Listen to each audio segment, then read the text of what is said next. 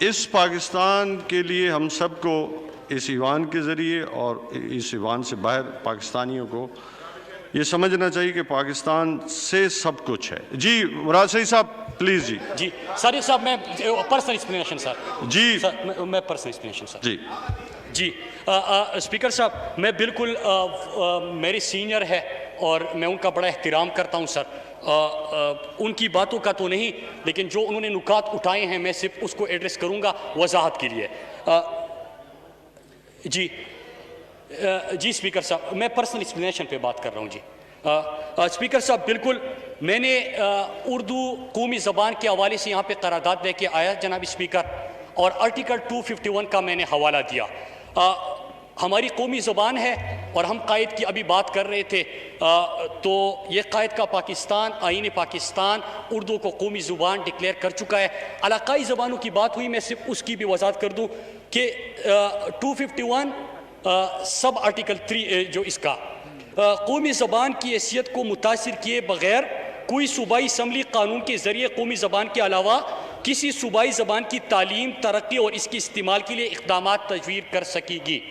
तो इसमें इलाकाई ज़बानों के फ़रोग़ और अपने इलाकाई ज़बानों के हवाले से भी कहा गया है और वजाहत की गई है। हम सब का फ़र्ज़ बनता है कि हम अपने मादरी ज़बान को, इलाकाई ज़बानों को न सिर्फ अपने बच्चों को उसमें तालीम दें बल्कि उसके फ़रोग़ के लिए भी इक़दामात करें, और ये हम सब की रिस्पॉन्सिबिलिटी है और इससे आईन पाकिस्तान आपको मना नहीं करता। दूसरी बात की गई सर, एक साबिका इस ऐवान के रुकन थे और मैंने उनकी बात की थी कि मैंने नाम नहीं लिया था उनका, मैंने जनरल बात की थी जो वहाँ पे जलसों में गुफ्तगू हुई।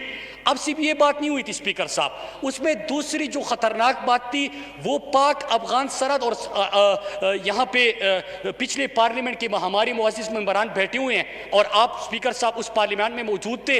इसी कौमी असम्बली ने 2016 में मैं करारदाद लेके आया था कि जब हमारे खैबर पुख्तनख्वा में और वज़ीरिस्तान में बम धमाके बढ़ते गए और जब भी तहक़ीक़ात होती थी तो स्पीकर साहब उसमें पता चलता कि बाहर से कोई आया और जो इस ब्लास्ट में मुलव्विस था।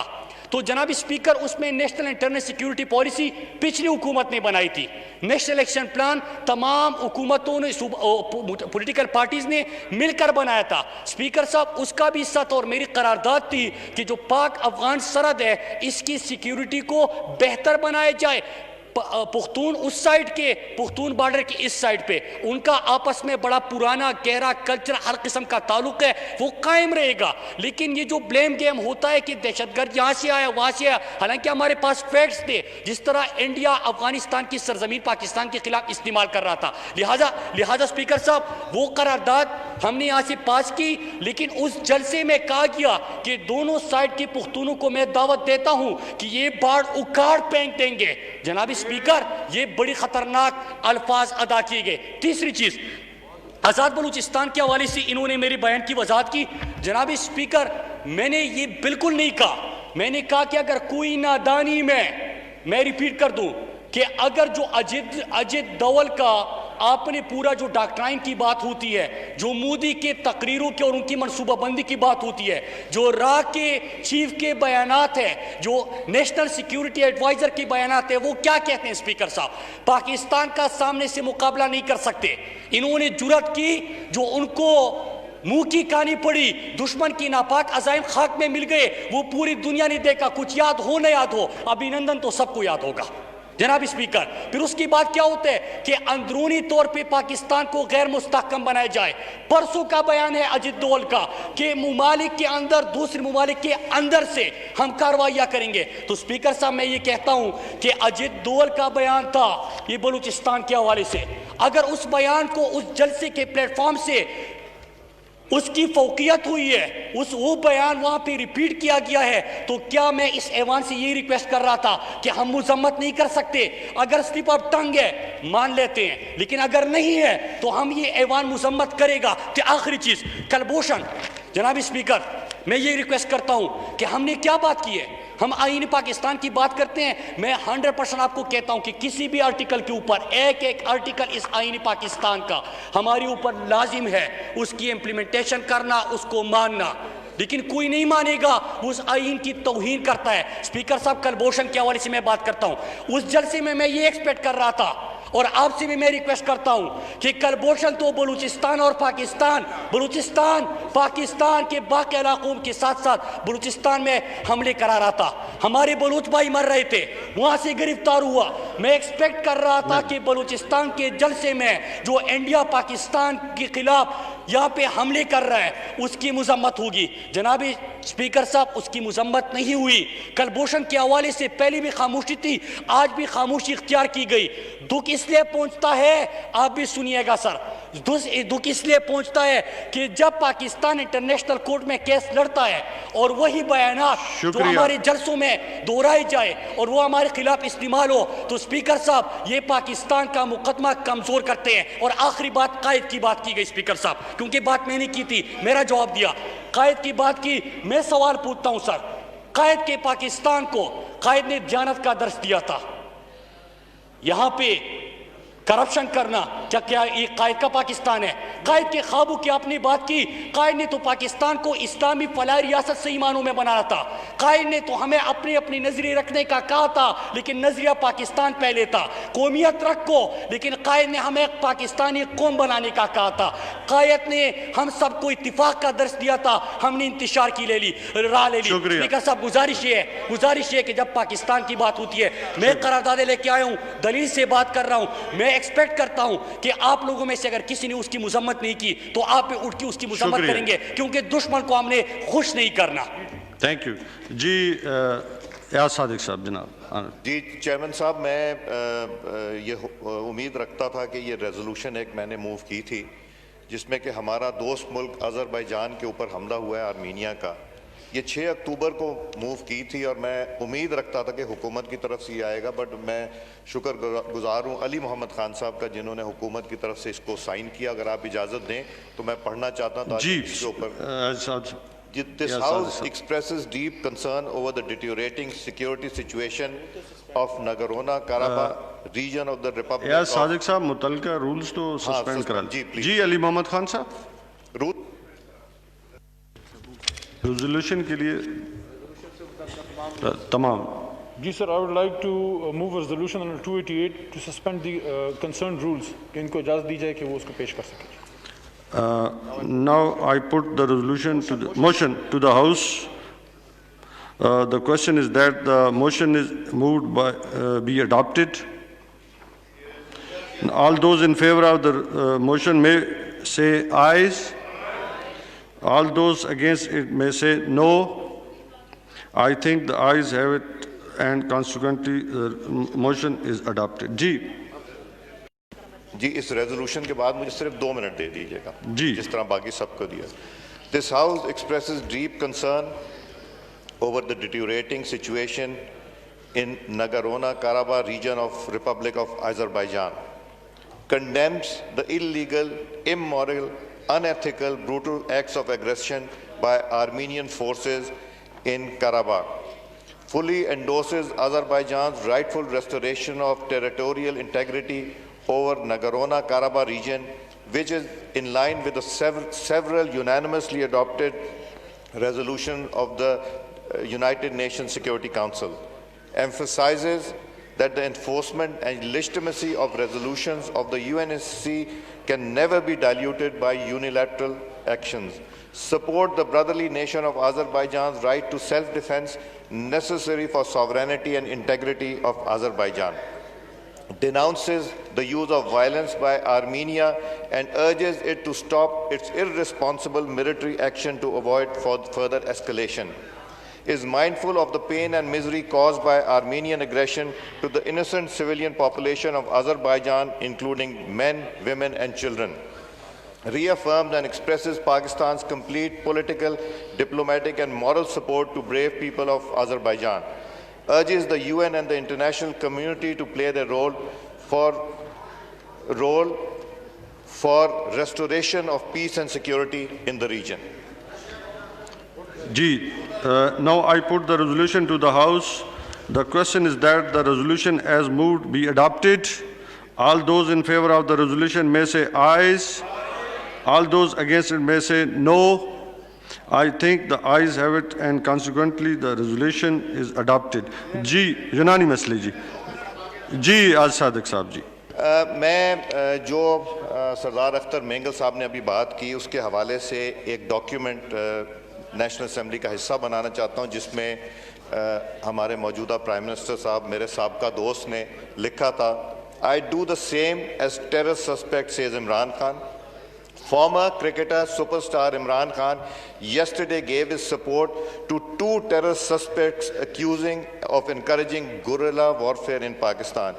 ये मिस्टर जॉन है जिनका ये एक तो हिस्सा बना दें.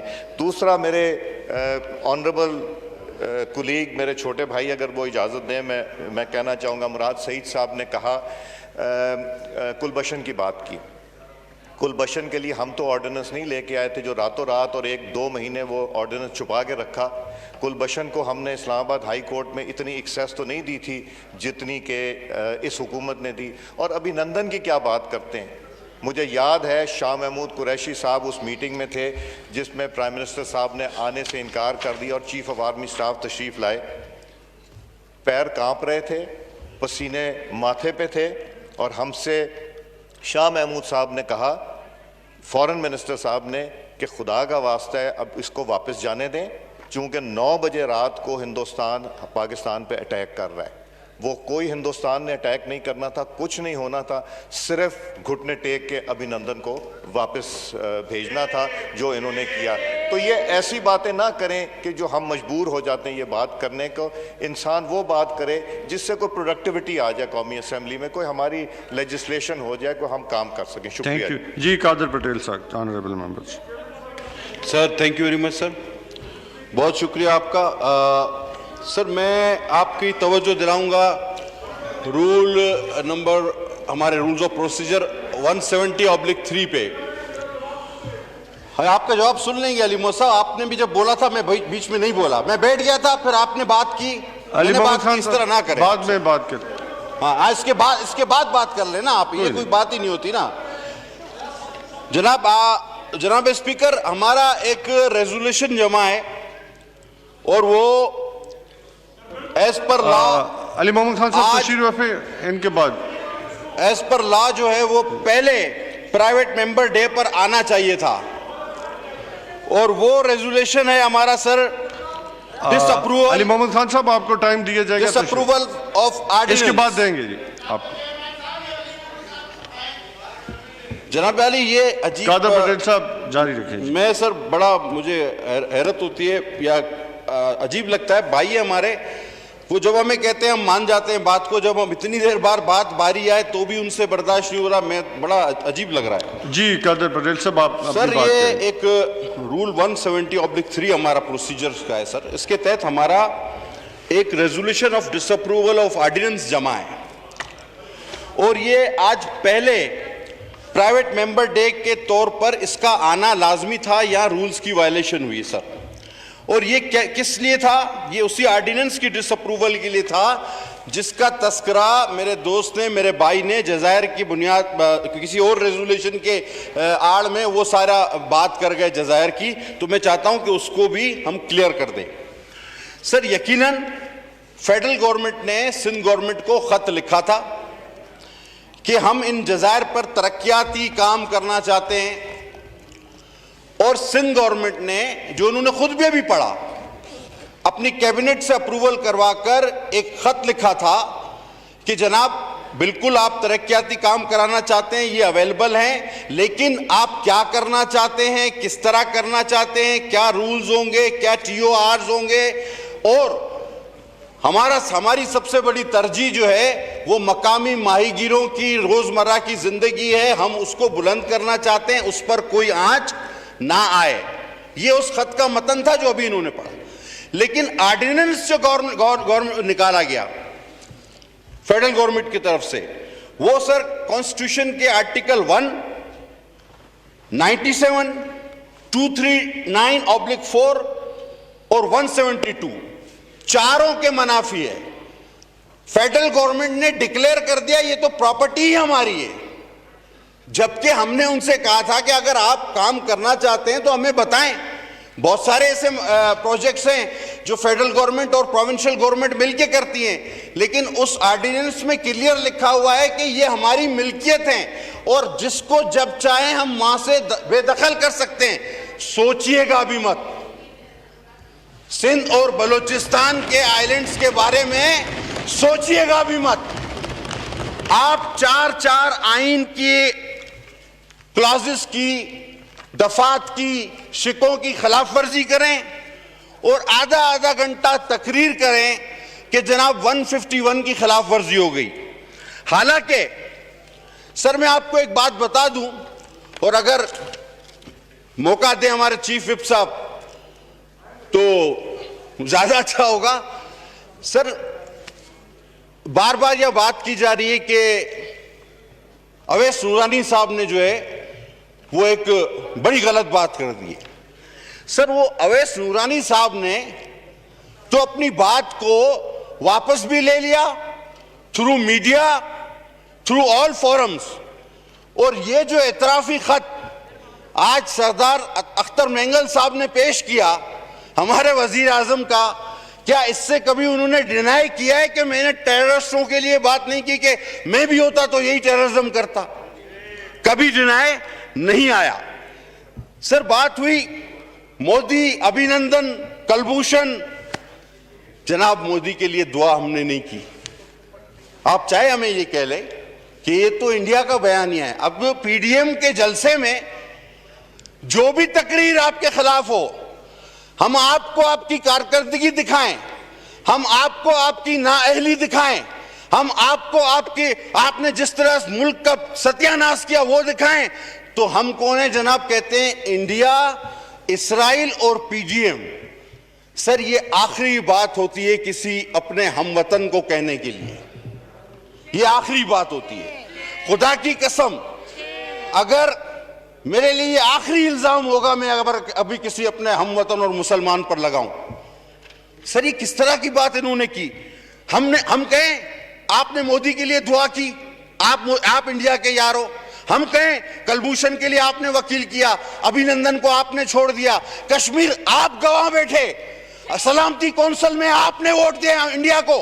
हम कहें तो बात बनती है, ये काम करे सारे आप, और हमें कहें कि जी नहीं पीडीएम वाले जो हैं ये जलसों से इतना खौफजदा और परेशान, घबराने की जरूरत नहीं है सियासी तौर पर मुकाबला। लेकिन आपका तो अपना एलामिया नहीं है, एलामिया है घबराना नहीं। आप अब मत घबराना, क्योंकि आप सबका मिलकर जितना घबराना बनता है वो आपके प्राइम मिनिस्टर खुद घबरा रहे हैं। और मैंने उनको देखा, घबराहट में ही इंसान जो है वो इस तरह की तकारीर करता है कि कहते हैं अब मैं नया इमरान खान बनूंगा। अच्छा भाई, अभी आप नया इमरान खान बनेंगे। एक इमरान खान वो था जो कंटेनर पे खड़ा था और वो कहता था कि अगर करप्शन हो, अगर महंगाई हो, डॉलर बढ़े, बेरोजगारी बढ़े तो वजीर आजम चोर है। एक तो वो था। अच्छा, फिर हमें दूसरा वजीर आजम नजर आया, ये इमरान खान 2 नंबर था जिसने सब चीज अलाउ कर दिया, ये 2 नंबर। अभी बोलता है 3 नंबर और हाथ भी यूं दाढ़ी पे लग। अब सर जो किसी की एक्टिंग करे, वो वहां पर उसने एक्टिंग भी की कि वो तो यूं है, वो तो यूं है। सर जो किसी की एक्टिंग करे और हाथ दाढ़ियों पे लगाए, ऐसा रंगीला वजीर आजम देखा है आपने किधर? मैंने नहीं देखा है, मैंने नहीं देखा है, मैंने बिल्कुल नहीं देखा है। जनाब आपको वजीर आजम के जेस्चर में रहना होगा। अगर आपको इस मुल्क पे हुकूमत करनी है तो वजीर आजम बन के करनी होगी। आपको ये मजाहिया सर्कस करके हुकूमत नहीं कर सकते। आपके हाथ पैर फूल चुके हैं, आप परेशानी का शिकार हैं, आप परेशानी का शिकार हैं, घबराहट का शिकार हैं। आप में बर्दाश्त भी नहीं है सुनने की। आप बड़े शोर करते रहें, मैं बोलूंगा कि ये रंगीला वजीर आजम है, ये अदाकार वजीर आजम है, ये चोर वजीर आजम है, ये डाकू वजीर आजम है, ये डाकू वजीर आजम है जिसने इतनी महंगाई की कि आज मुल्क के अवाम सड़कों पर आ गए, गरीब सर से होता गया है। सर इस तरह नहीं होगा, आप एक तरफ नहीं सुन सकते। गुर्बत उनको खामोश कराएं। गुर्बत आज आटा लोगों को नहीं मिल रहा, चीनी लोगों को नहीं मिल रही, Order in the बेरोजगार House, हो please. रहे हैं। बैठे, तो अगर आपके तशरीफ बात रखिए। सुनने का अवसर नहीं तो आप जाएं इस असेंबली से बाहर निकले, हमारी जुबान आप नहीं रोक सकते। कादर पटेल साहब एक मिनट जी। चुप करे। ऑनरेबल मेंबर से गुजारिश है कि तशरीफ रखें, आप तशरीफ रखें, आप बैठे, आप तशरीफ रखें, आप अपनी बारी पे जवाब दे सकते हैं, तशरीफ रखें। जी अली मोहम्मद खान साहब अपने मेंबरान को बिठा दें। जी कादर पटेल साहब।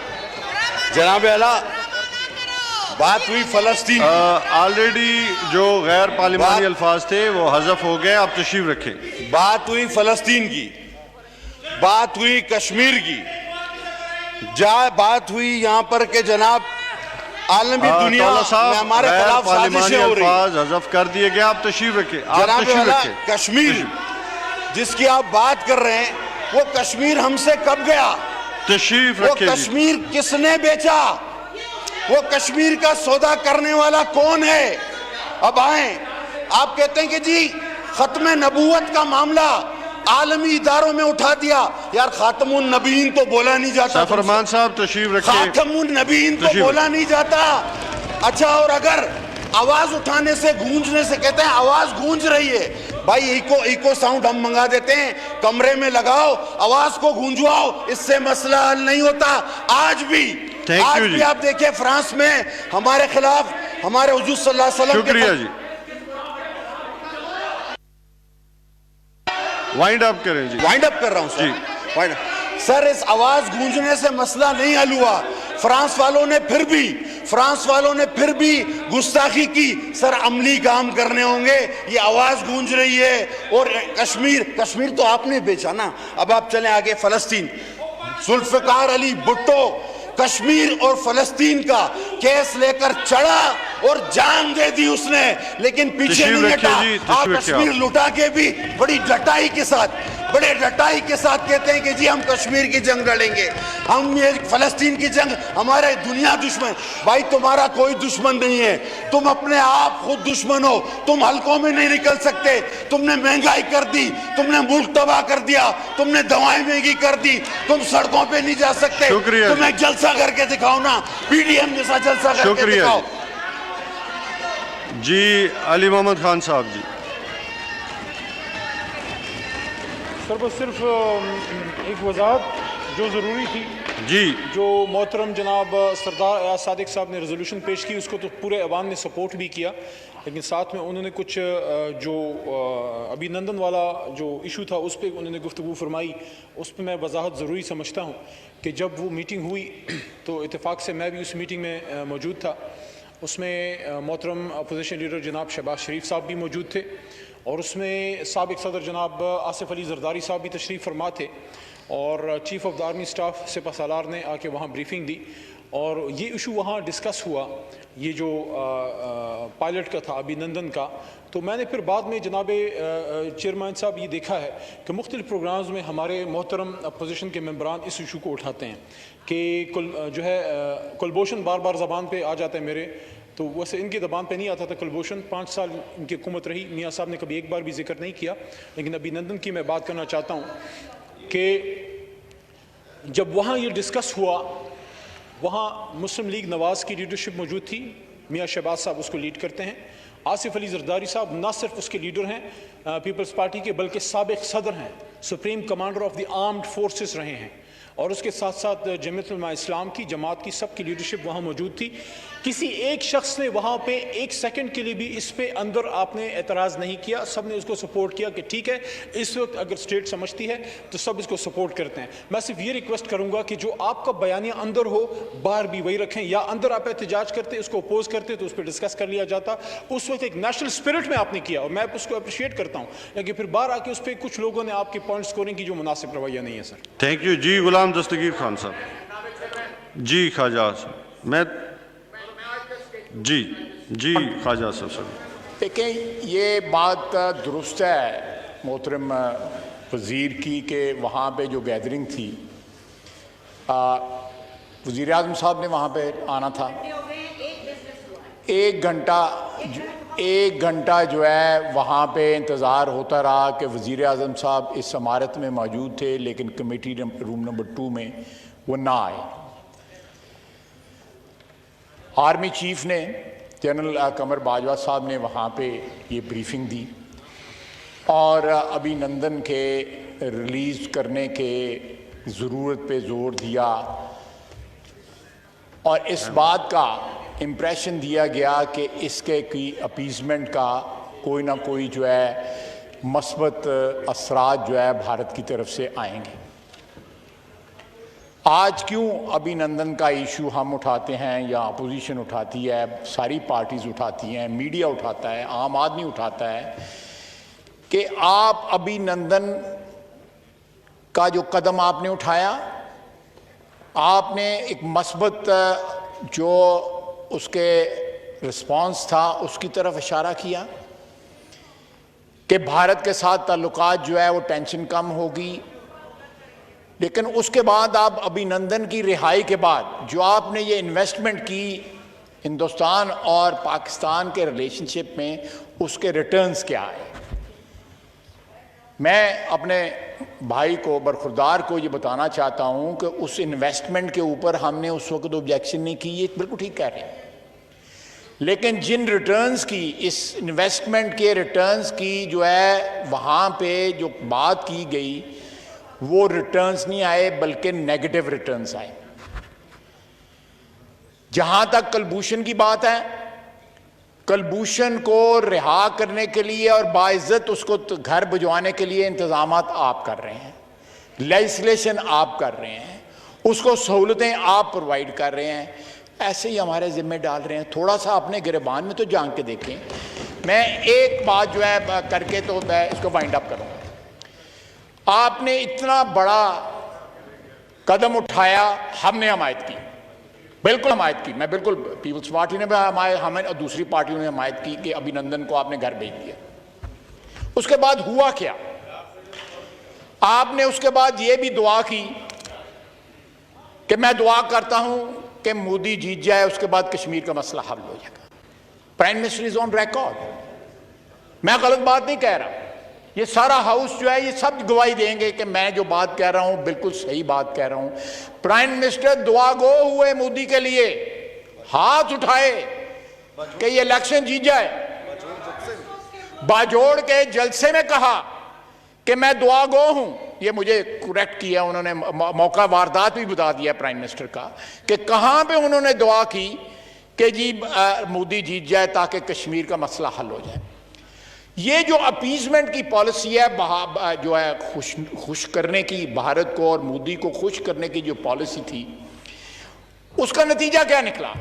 उसका नतीजा सकूत कश्मीर हुआ, सकूत श्रीनगर हुआ और एक जो है यहाँ पे बाहर जो है क्लॉक लगा दिया गया हुआ है सरीना से, एक सरीना के बाद क्लॉक लगा दिया गया और 4 फोटो जो है डी चौक में लगा देते हैं। हमारा कश्मीर के साथ सिर्फ इतना रिश्ता बाकी रह गया। कल जो है सिर्फ लाइट बंद करके, लाइट तो वैसे भी पाकिस्तान में अब बहुत बंद होती है, उसको जो है कल के दिन के में कश्मीरियों के साथ यकजाती शो कर, ये रंगबाजी हो रही है कश्मीरियों के साथ। जो है हमने उसका सकूत जो है खुद सोच समझ के किया है, हम उनसे उस इशू से जान छुड़ाना चाहते थे। शुक्रिया। ये जो कश्मीर के साथ जो कुछ हुआ है, तारीख माफ नहीं करेगी इन हुक्मरानों को। कश्मीरी लॉकडाउन में आज 1.5 साल हो गया है, कुर्बानियां दे रहे हैं, दिन रात कुर्बानियां दे रहे हैं। जनाब स्पीकर, जो कल जो दिन गुजरा है उसकी याद में मेरे हल्के में, मेरे साथ वाले हल्के में, सियालकोट में जम्मू के कश्मीरी हैं जो अक्टूबर में इस तारीख को बॉर्डर क्रॉस करते हुए 1 लाख कश्मीरी शहीद हुआ। 1 लाख शहीद, हर घर के अंदर शहीद है वहां पे। मुझे पता, मुझे जाती तौर पे पता है, मेरे मोहल्लेदार हैं लोग, वो मेरे अजीज हैं वो लोग। ये हामिद मीर है ना आपके, मैं आप रिकॉर्ड पे बताना चाहता हूं, ये एंकर हैं आपके, चले आप मुकर जाएं, बड़ा मशहूर एक मोतबर आवाज़ है सहाफत की। इनकी जो नानी थी वो बॉर्डर कराते लापता हुई, उसके बाद नहीं मिली। लोगों की ये कमिटमेंट है, लोगों ने खून के दरिया जो है अबूर किए कश्मीर से यहां आने के लिए, और इस हुकूमत ने कश्मीर को बेच दिया। सकूत कश्मीर हुआ। आपने अभिनंदन को, यह बंदा, इसने कश्मीर से गद्दारी की है। मौजूदा वजीर आजम ने कश्मीर से गद्दारी की है, कश्मीरियों के खून से गद्दारी की है। शुक्रिया जी, तारीख में स्याह हरूफ में इसका इमरान खान का नाम लिखा जाएगा, शुक्रिया जी। स्याह हरूफ में लिखा जाएगा। यह कश्मीरियों का गद्दार है। जनाबे चेयरमैन, एक फिक्रा जो है, हमने 1948 में, 1965 में, कारगिल में, सियाचिन में हमारे फौजियों ने जाने कुर्बान की, कश्मीर के लिए जाने कुर्बान की, शहीद हुए। सबसे पहला निशान हैदर पाकिस्तान में कश्मीर की जंग में शहीद होने को वाले को मिला। उस खून से गद्दारी की इन्होंने। शुक्रिया जी, शुक्रिया।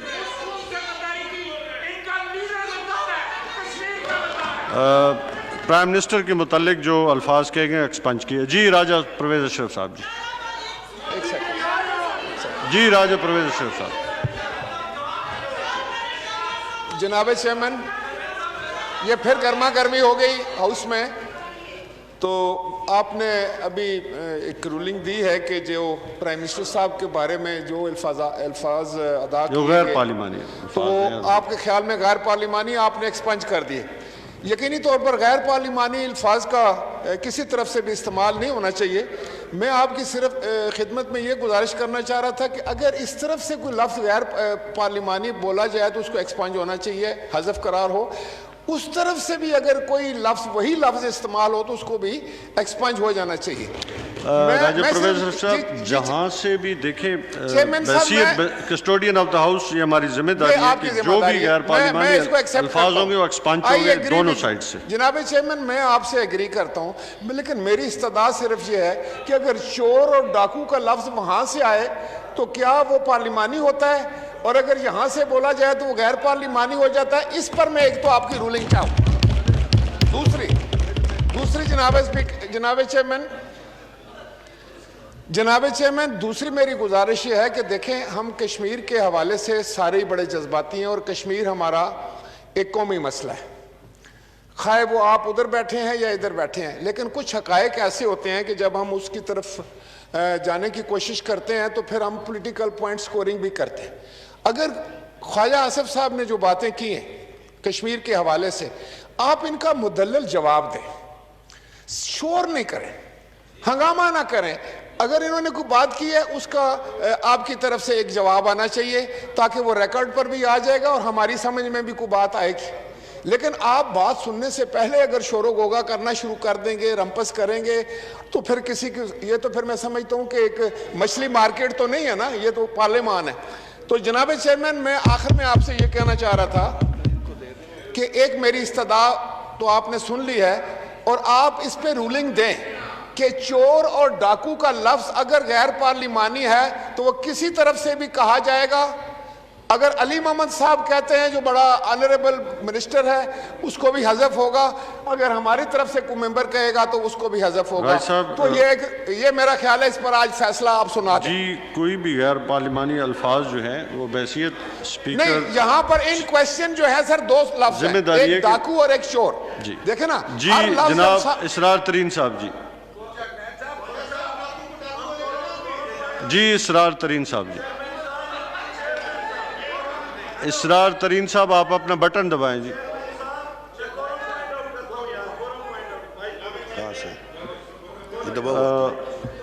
जी जनाब चेयरमैन जी, मुर्तज़ा जावेद अब्बास साहब जी। जनाब चेयरमैन साहब जी, अब्बास साहब माइक जी। चेयरमैन साहब 3-4 दफा इस कुर्सी से कमिटमेंट हुई खुरम साहब।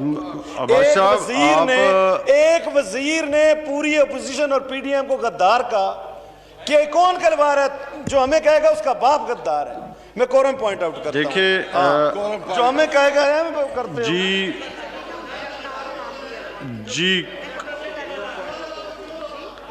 जी, काउंट भी मेड जी।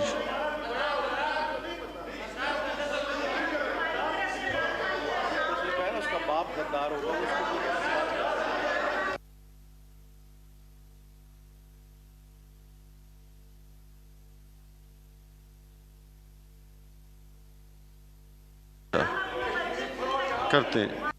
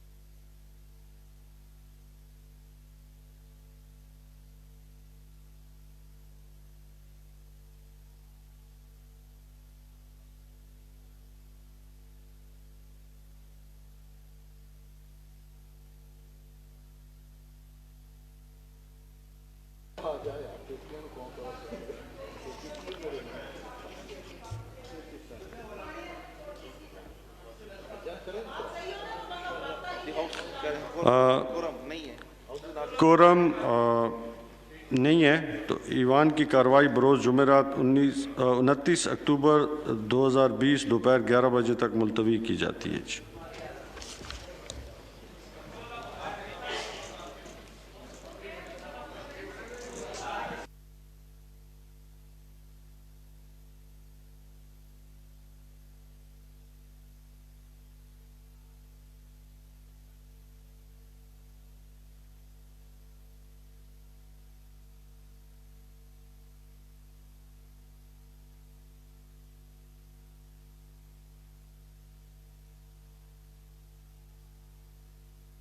कुरआन अमामा है तेरा,